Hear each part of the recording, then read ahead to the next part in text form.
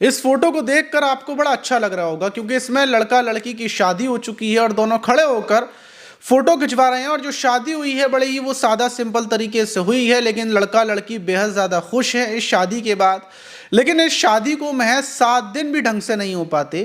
क्या जो दूल्हा दुल्हन है इनके ही परिवार के लोग दोनों की काट कर हत्या कर देते हैं। दूल्हा तो रोड पर पड़ा रहता है, घंटों तक वो तड़पता रहता है, अपनी जिंदगी की भीख मांगता रहता है, लेकिन दूल्हा मरने से पहले अपनी दुल्हन को कटता हुआ देखता है। बाद में दूल्हा को काटा जाता है और दोनों की काट कर हत्या कर दी जाती है। इस घटना के बाद हर कोई हैरान हो जाता है कि शादी के महज 7 दिन के बाद ही दूल्हा दुल्हन के परिवार वालों ने ही मिलकर इन दोनों की क्यों हत्या कर दी, और वो भी शादी के बाद। आखिर ऐसा क्या हुआ, इन लोगों ने ऐसा क्या गुनाह कर दिया था।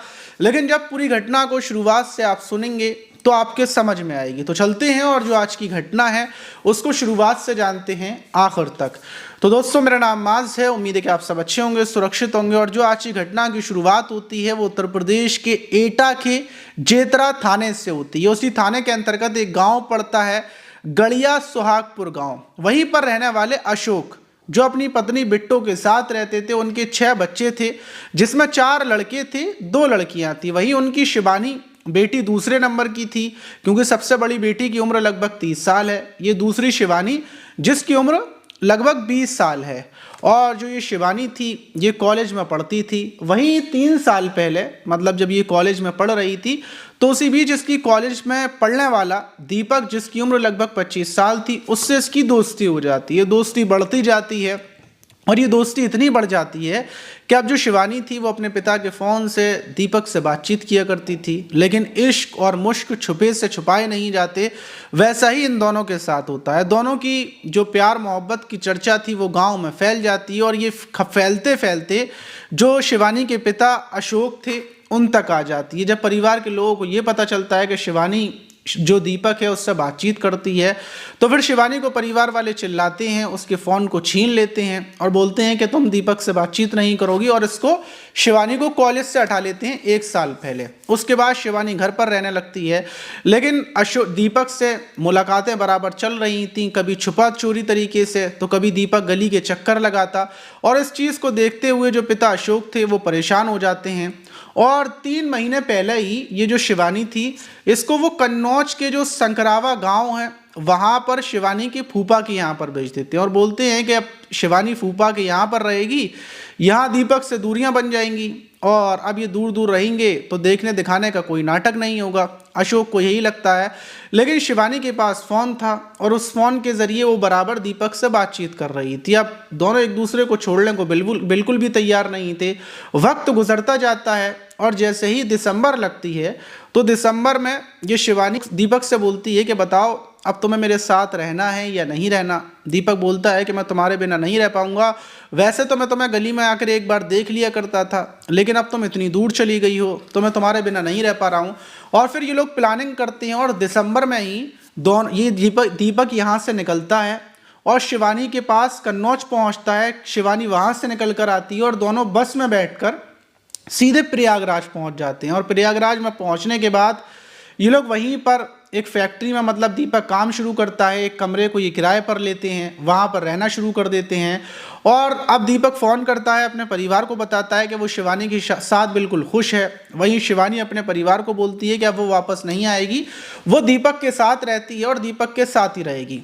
परिवार में मतलब कोहराम मच जाता है कि लड़का लड़की दोनों हाथ से निकल गए।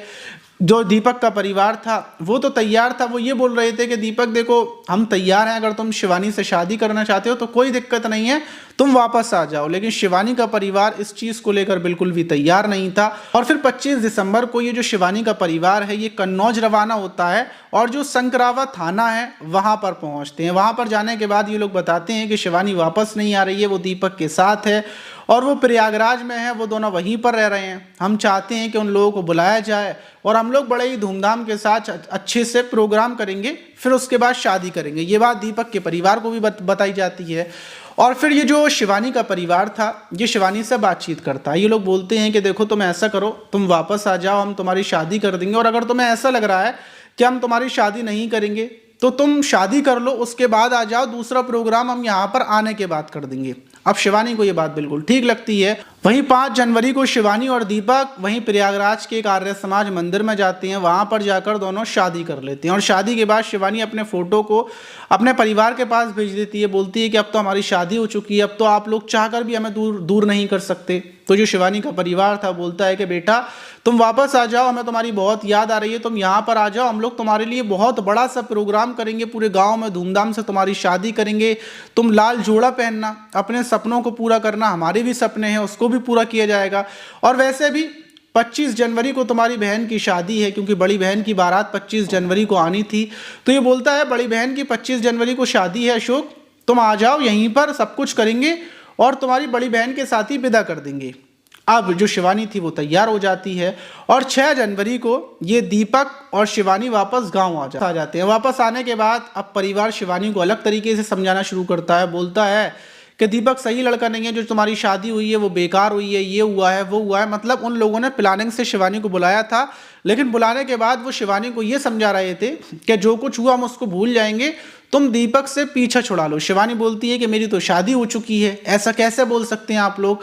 अब ये समझाने का सिलसिला बराबर चल रहा था और ऐसे ही कर 12 जनवरी लग जाती है। 12 जनवरी की शाम लगभग 8 बजे का टाइम था कि जो शिवानी थी ये दीपक से बोलती है कि मुझे तुमसे मिलना है, और 8 बजे के टाइम पर ये दीपक को बुला लेती है और गेट खोलकर ये दीपक को छत पर ले जाती है। रात का अंधेरा था, अब जो शिवानी का परिवार था वो सब लोग नीचे लेटे हुए थे, सर्दी का टाइम पड़ रहा है, लेकिन उसी बीच पिता को खटपट की आवाज़ लगती है। और जब पिता को खटपट की आवाज़ लगती है तो वो अपने बेटे को उठाते हैं, परिवार को उठाते हैं और सब लोग छत पर पहुंचते हैं। लेकिन छत पर जाकर देखते हैं कि जो शिवानी है दीपक के साथ आपत्तिजनक हालत में है।